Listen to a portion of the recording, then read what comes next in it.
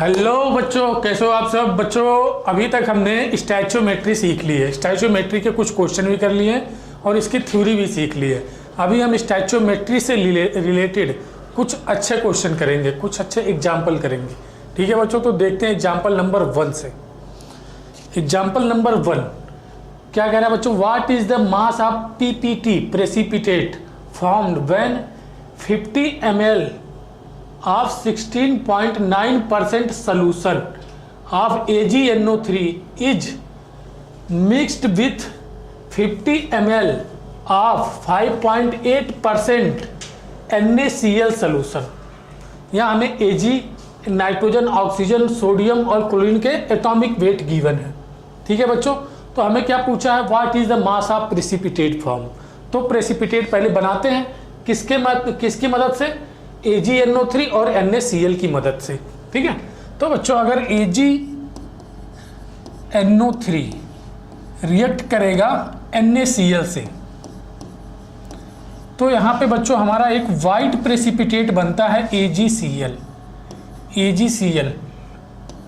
और क्या होता है बच्चों, हमारे पास क्या बनेगा, NaNO3 बनेगा, NaNO3। और AgCl का क्या बनता है बच्चों, वाइट पीपीटी बनता है। ठीक है, और इसी के बारे में हमसे पूछ रहा है, इसी का वेट हमसे पूछ रहा है।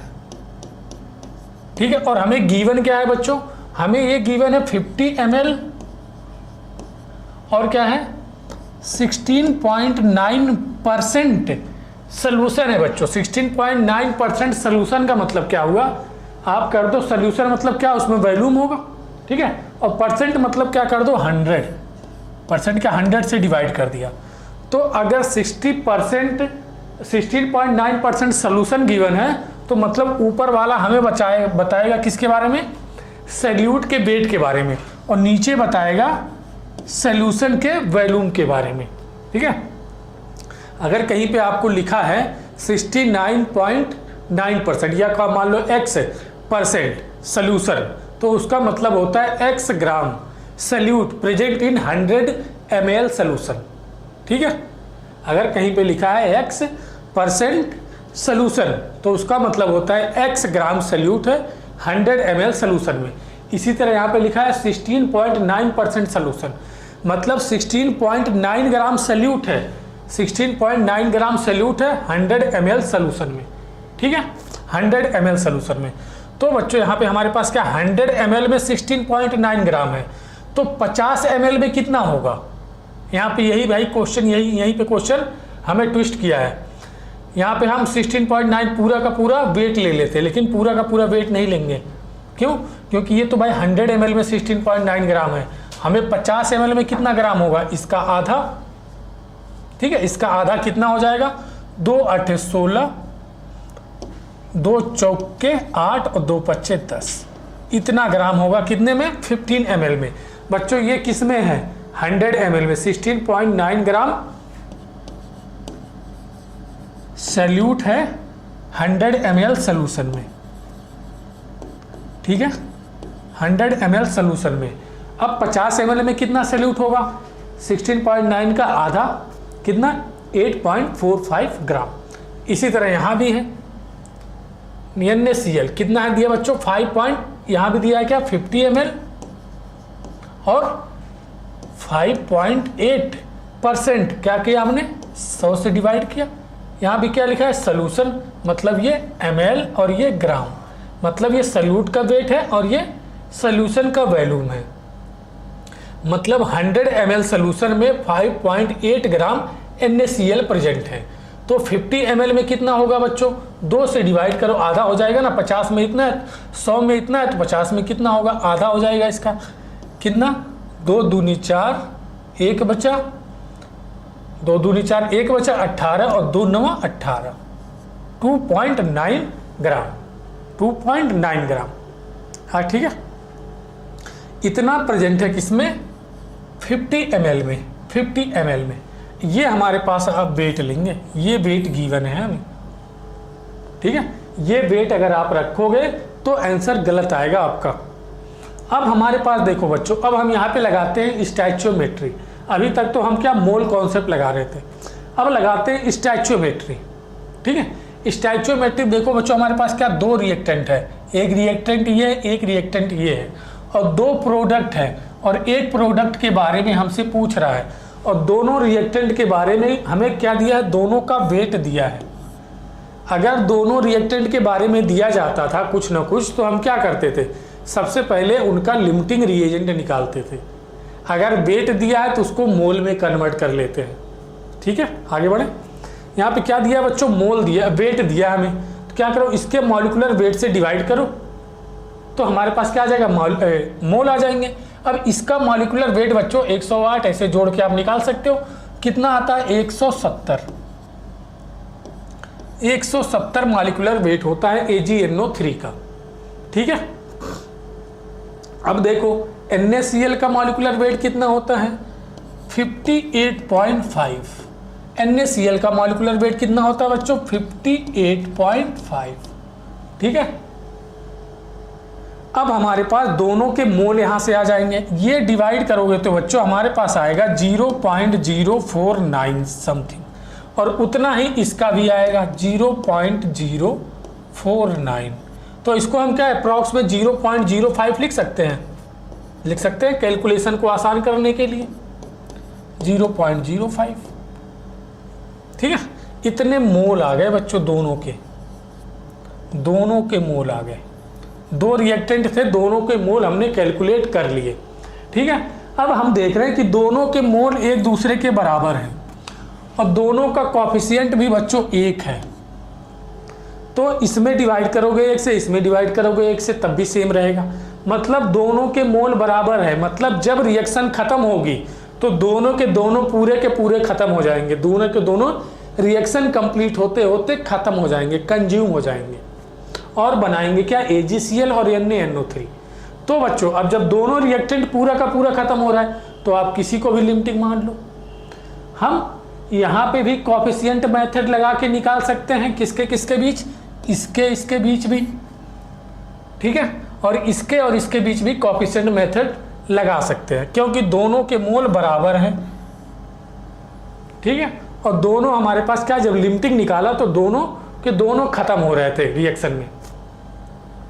अब आप चाहो तो इसके बीच में लगा लो, क्यों, कॉफिशिएंट किसके बीच लो है, जो गिवन है और जो कैलकुलेट करना है उनके बीच में कॉफिशिएंट लगाओ। ये गिवन है, इसको कैलकुलेट करना है, ये गिवन है, इसको कैलकुलेट करना है, तो आप चाहो इसके बीच में कॉफिशिएंट मेथड लगा दो, या इसके बीच में कॉफिशिएंट मेथड लगा दो, आप जिसमें भी कंफर्टेबल हो बच्चों। ठीक है, चलो हम इसके और इसके बीच में लगा देते हैं कॉफिशिएंट मेथड। कॉफिशिएंट मेथड क्या कहता है कि कोई भी बैलेंस रिएक्शन है, उसमें जो रिएक्टेंट के कॉफिशिएंट बाई मोल होंगे बराबर होगा प्रोडक्ट के कॉफिशिएंट बाई मोल के।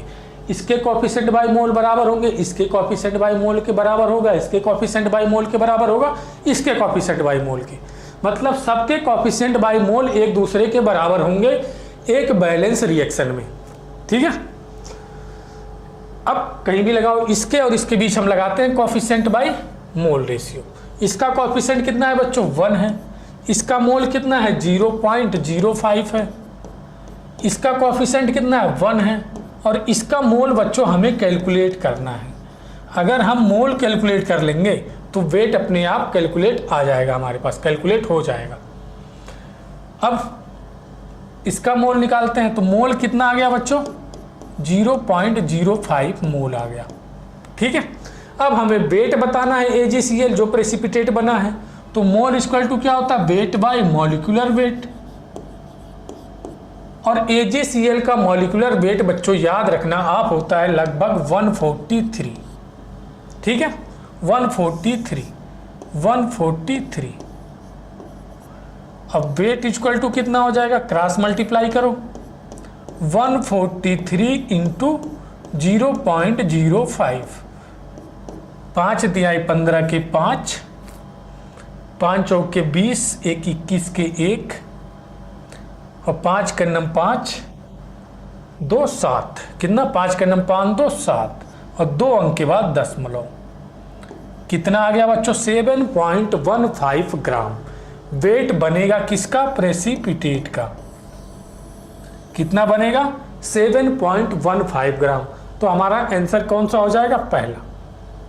ठीक है, हमने कोफिशिएंट मेथड इसियन रूल जो लगाया है इसके और इसके बीच लगाया। आप चाहो इसके और इसके बीच में सीएन रूल लगा के आंसर निकाल सकते हो, आंसर सेम आएगा। ठीक है, तो इसको एक बार, बहुत अच्छा क्वेश्चन है ये, एक बार देख लो इसको।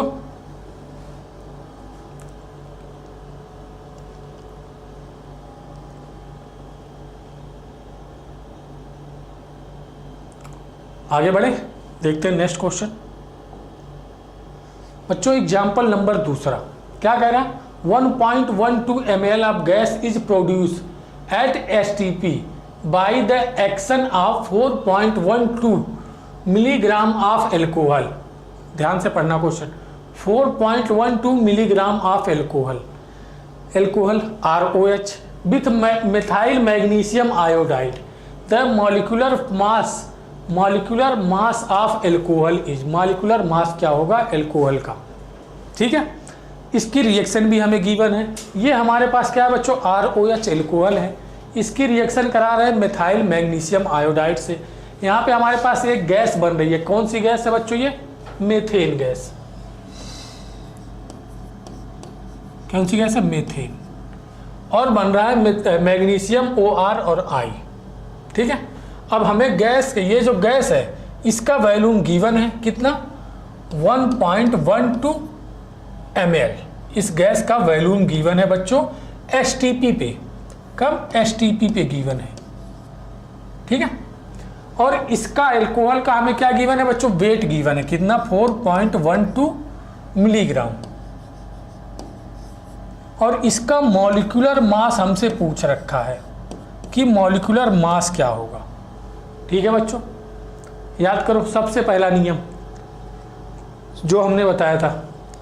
सबसे पहला मतलब जो मोर देन वन रिएक्टेंट था, मोर देन वन रिएक्टेंट, एक से ज़्यादा रिएक्टेंट मतलब 2 रिएक्टेंट, उससे। ठीक है, जब मोर देन वन रिएक्टेंट या प्रोडक्ट गिवन हो और किसी एक रिएक्टेंट या किसी एक प्रोडक्ट के बारे में जानकारी दी जाए, ठीक है, तो वहाँ भी हम CN रूल से अपना आंसर ला सकते हैं। हमारे पास देखो रिएक्टेंट के बारे में भी जानकारी दी है और प्रोडक्ट के बारे में भी, लेकिन इसका हमें वेट गिवन है और इसका हमें क्या गिवन है? वॉल्यूम एट STP पे, और इसका हमें मॉलिक्यूलर वेट पूछा है। तो बच्चों इसका गिवन है और इसका पूछा है, और 2 रिएक्टेंट है, एक ही के बारे में जानकारी दी है। ठीक है, तो हम क्या करते हैं? इसके बीच में कोफिशिएंट मेथड लगा सकते हैं, बिल्कुल। इसका वॉल्यूम गिवन है STP पे, तो क्या हम इसके मोल निकाल सकते हैं? मोल। तो STP पे अगर वॉल्यूम दिया है बच्चों तो मोल इक्वल टू क्या होता है? वॉल्यूम बाई 22.4 लीटर, और ये ml में है तो क्या करो? 22,400 ml। ठीक है, मोल कैलकुलेट करो यहाँ से। वॉल्यूम कितना गिवन है बच्चों? 1.12 ml, और ये कितना है? 22400। 2 जीरो और बढ़ा सकते हैं यहाँ पे, और ये दशमलव हटा सकते हैं। ठीक है, कितना हो जाएगा? 112। कितनी बार जाएगा ये आ जाएगा देखो 1/2 इंटू 10 टू पावर -4 कर सकते हैं, या इसको हम लिख सकते हैं 5 इंटू 10 टू पावर -5। देख लो एक बार कैलकुलेशन करके आप, सही है कि नहीं, देख लो कितना आएगा? 5 इंटू 10 टू पावर -5 मोल। कितना आया बच्चों? 5 इंटू 10 टू पावर -5 मोल। क्या है? इस गैस के मोल आ गए बच्चों हमारे पास। ठीक है, यहां से कैलकुलेट किया हमने इस गैस के मोल। देख लो इसको ध्यान से, इस गैस के मोल आ गए, तो क्या बच्चों हम इसके मोल कैलकुलेट कर सकते हैं? कैसे? इसके और इसके बीच में कोफिशिएंट यानी CN रूल लगा दो। इसका कोफिशिएंट कितना है बच्चों? 1 है, और इसका मोल हमें कैलकुलेट करना है। ठीक है, और इसका मोल हमने इसका कोफिशिएंट भी 1 है, और इसका मोल हमने कैलकुलेट कर रखा है 10 टू पावर -5 मोल। ठीक है बच्चों, अब क्रॉस मल्टीप्लाई करते हैं तो मोल इक्वल टू कितना आ गया बच्चों, मोल इक्वल टू आ गया 5 इंटू 10⁻⁻5, मतलब इसके इतनी मोल हो गई। ठीक है, अब मोल आ गया तो हम क्या मॉलिक्यूलर वेट नहीं निकाल सकते, वेट हमें गिवन है, वेट गिवन है तो मोल इक्वल टू क्या होता है बच्चों, mole equal to weight by molecular wait.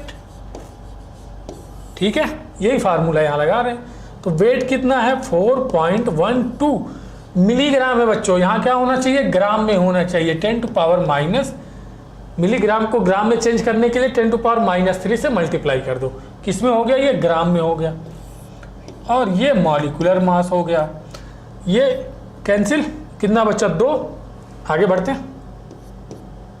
ये हो जाएगा बच्चों हमारे पास molar mass equal to 412 divide by 5 into 10⁻⁻²। क्या करो, -2 को ऊपर भेज दो, -2 को ऊपर भेजा तो यहाँ हो जाएगा 100, और 100 से इसमें 4.12 को मल्टीप्लाई करोगे तो कितना हो जाएगा 412,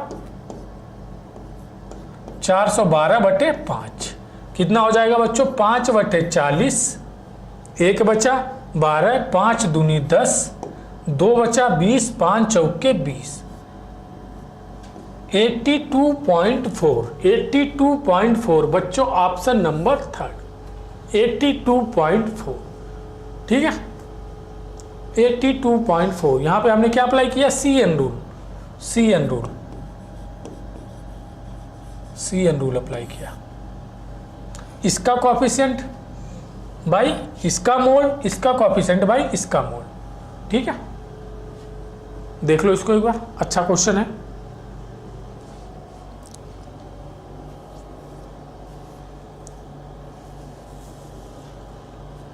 आगे बढ़े, देखते हैं एग्जाम्पल नंबर 3। बच्चों क्या कह रहा है एग्जाम्पल नंबर 3 में, 0.0 मोल ऑफ आयोडोफॉर्म है, रिएक्ट कर रहा है विथ Ag सिल्वर से टू प्रोड्यूस एक गैस प्रोड्यूस कर रहा है हुज वैल्यूम क्या है एट STP, उसका हमें वैल्यूम पूछा है। बच्चों कौन सी गैस है ये, एसिटिलीन C2H2 एसिटिलीन, इसका वैल्यूम हमसे पूछा है बच्चों STP पे, वैल्यूम पूछा कब STP पे। ठीक है, अगर हम इसके मोल कैलकुलेट कर लें तो mole equal to volume by 22.4 STP पे फार्मूला लगा सकते हैं। और इसका हमें क्या गिवन है बच्चों, मोल गिवन है डायरेक्ट 0.01, इसका मोल गिवन है, 2 रिएक्टेंट है बच्चों, याद करो हमने क्या बताया, 2 रिएक्टेंट, एक से ज़्यादा रिएक्टेंट है, लेकिन हमें जानकारी किसी एक के बारे में दी है, तो सीधे हम उसके और जो कैलकुलेट करना है उनके बीच में क्या करेंगे, CN रूल अप्लाई कर देंगे। तो CN rule apply, CN rule,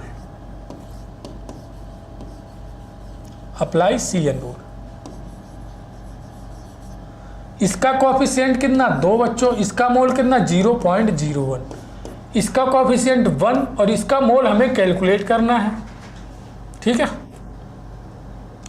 तो क्रॉस मल्टीप्लाई किया तो n इक्वल टू कितना हो जाएगा 0.01 डिवाइड बाई 2, इसके मोल आ गए।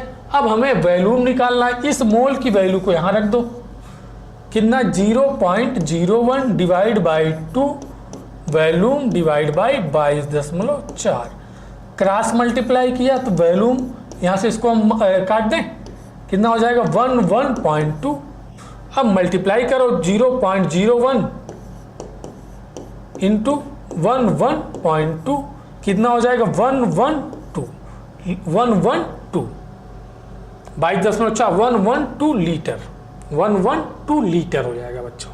ठीक है, 112 लीटर, यहाँ तो ml में आंसर है। यहाँ देखो हमें क्या दिया है 0.1 मोल 22,400, अच्छा ये दशमलव देखो, 1 अंक बाद यहाँ, 2 अंक बाद यहाँ, दशमलव कितना आ जाए 0.112, 2 अंक के बाद दशमलव आ जाएगा लीटर, 0.112 लीटर वैल्यूम आ गया। अगर इसको ml में बदलना है तो 1000 से मल्टीप्लाई करो, कितना हो जाएगा 112 ml। ठीक है, 112 ml, ऑप्शन कौन सा, सेकंड। ध्यान से देखो इसको,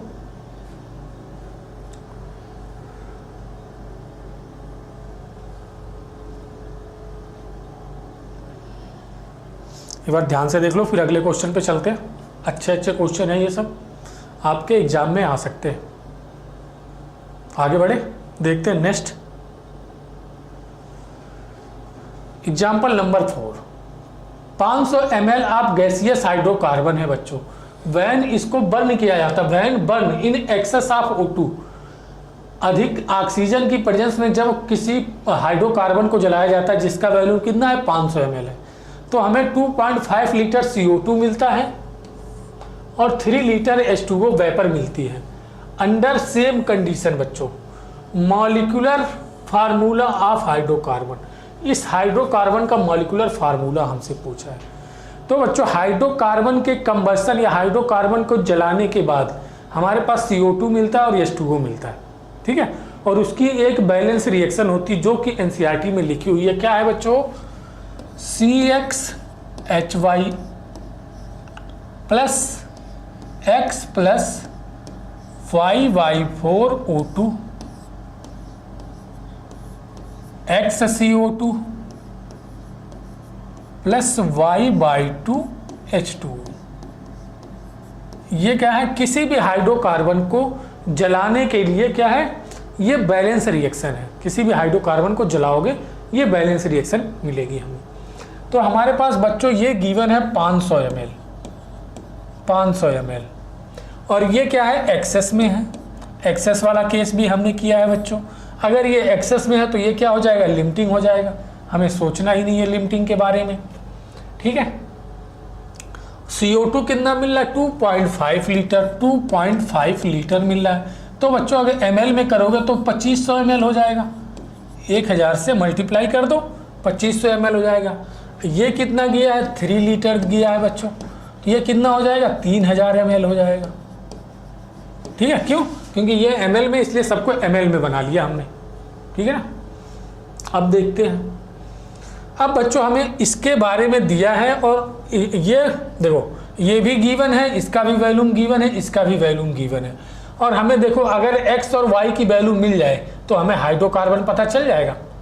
अगर x और y की वैल्यू मिल जाए, पता चल जाए, तो हमें पता चल जाएगा कौन सा हाइड्रोकार्बन है। मतलब हमें ये पता करना है कॉफिशिएंट, और ये कॉफिशिएंट पता करना है, ठीक है बच्चों। तो और देखो सेम कंडीशन बोला बच्चों, under similar condition. Under same condition का मतलब क्या है? PB इक्वल टू nRT से। R तो पहले से कांस्टेंट है, सेम कंडीशन दिया मतलब प्रेशर भी कांस्टेंट और टेम्परेचर भी कांस्टेंट है। सेम कंडीशन जहां भी है तहां कंडीशन सेम है। अगर इस कमरे में रखे हैं तो यहाँ पे जो प्रेशर और टेम्परेचर इसके लिए है वही प्रेशर टेम्परेचर इनके लिए भी है, कंडीशन सेम है। मतलब यहाँ वैल्यूम डायरेक्टली प्रोपोर्शनल टू मोल हो सकता है बच्चों। मतलब वैल्यूम को हम मोल की तरह ट्रीट कर सकते हैं, वैल्यूम को मोल की तरह ही ट्रीट कर सकते हैं, ठीक है। अब क्या करना? हमें ये कैलकुलेट करना, ये गिवन है, इसका कॉफिशिएंट 1 है। तो बच्चों अगर हम इसके बीच में CN रूल अप्लाई कर दें, CN रूल अप्लाई कर दें, apply CN rule, apply CN rule, CN rule apply कर दें। जैसे इसका कॉफिशिएंट 1, इसका मोल 500 ml, यहाँ से वॉल्यूम और मोल को एक तरह से ट्रीट कर सकते हैं। इसका कॉफिशिएंट x है, इसका वॉल्यूम कितना बच्चों? 2500, ठीक है। 2 0 कैंसिल, x इक्वल टू कितना आ गया? 5। x की वैल्यू तो हमें मिल गई बच्चों। कार्बन की संख्या कितनी है? 5 है। अब क्या करूं? अब इसके और इसके बीच में लगा देते हैं कॉफिशिएंट, CN रूल। इसका कॉफिशिएंट 1 है, इसका मोल कितना? 500 है, ml है। इसका कॉफिशिएंट y/2 है और इसका मोल या वैल्यूम दोनों कह सकते हैं, एक तरह स्टिच कर सकते हैं, 3000 है। 2 0 कैंसिल, 5 6 के 30 और 6 दूनी बराबर, 6 दूनी 12। y इक्वल टू कितना आ गया बच्चों? 12। बच्चों हमें x भी मिल गया, y भी मिल गया। x कितना है? x कितना है? 5 और y कितना है बच्चों? 12। तो हो गया C5H12। आंसर हमारा कौन सा हो गया बच्चों? चौथा, C5H12। इस तरह के क्वेश्चन बच्चों बहुत पसंद करते हैं नीट वाले, ठीक है, इस तरह के क्वेश्चन। क्यों? क्योंकि ये हमारे एनसीईआरटी में भी गिवन है, ठीक है, क्योंकि ये हमारे एनसीईआरटी में भी गिवन है। आगे बढ़े, देख लो इसको एक बार ध्यान से। देखते हैं एग्जाम्पल नंबर 5। बच्चों इसमें क्या कह रहा है, if 0.5 mole of BaCl2 is mixed with 0.2 mole Na3PO4 the maximum number of mole of Ba3PO4 का whole twice that can be formed is. ठीक है, क्या है, 3 BaCl2 है, 2 Na3PO4 है। रिएक्शन क्या है बच्चों, पहले मोल कॉन्सेप्ट लगाने से पहले, स्टैचोमेट्री लगाने से पहले देख लिया करो रिएक्शन बैलेंस है कि नहीं। स्टैचोमेट्री की डिफिनीशन में हमने क्या बोला था, बैलेंस केमिकल रिएक्शन में ही लगेगी। 3 B है, यहाँ भी 3 B है, Ba 3 दूनी 6 Cl है, यहाँ भी 6 Cl है। Na 3 दूनी 6 है, 6 है। ऑक्सीजन 4 दूनी 8 है, यहाँ भी 8। रिएक्शन बैलेंस है। अब देखो ये हमें कितना दिया है, BaCl2 0.5 मोल, मिक्स्ड किया जाता है 0.2 मोल Na3PO4 और हमें मैक्सिमम नंबर ऑफ मोल पूछा है, इसके मोल कितने होंगे बच्चों। ठीक है, अब देखो दूसरा जो केस नंबर दूसरा था उसमें भी दूसरा पॉइंट, एक से ज़्यादा रिएक्टेंट दिए गए हैं और दोनों रिएक्टेंट के बारे में जानकारी दी गई है। तो सबसे पहला स्टेप है क्या, लिमिटिंग रिएजेंट निकालो। लिमिटिंग रिएजेंट निकालते हैं 0.5/3 कितना, लिमिटिंग रिएजेंट निकालने के लिए 0.5/3, ठीक है, कितना हो जाएगा बच्चों 0.1, 2 बच्चा 16,